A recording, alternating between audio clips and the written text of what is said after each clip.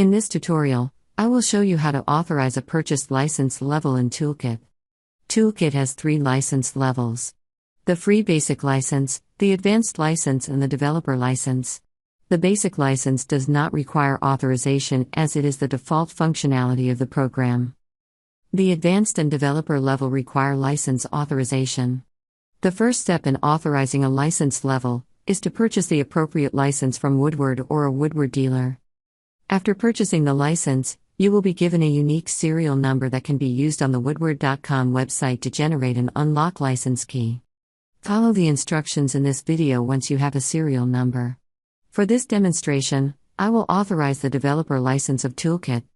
To begin, you must copy the site code from the Toolkit program. To do this, click on the Tools tab of the ribbon and click the License Authorization button. In the License dialog, click the Advanced or Developer button and select the disk drive to lock the license to. Select the site code text and press Ctrl+C on the keyboard. This will put the site code on the Windows clipboard for later use. Now open up a browser and point to the Woodward.com website.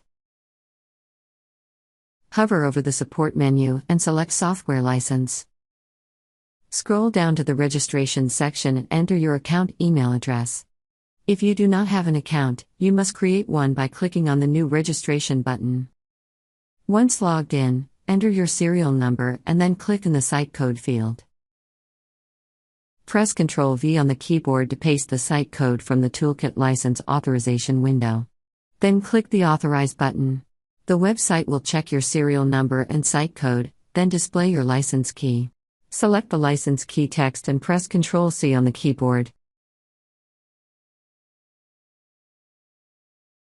In the License Authorization window of Toolkit, click the License Key field and press Ctrl+V on the keyboard to paste. Then click the Authorize button.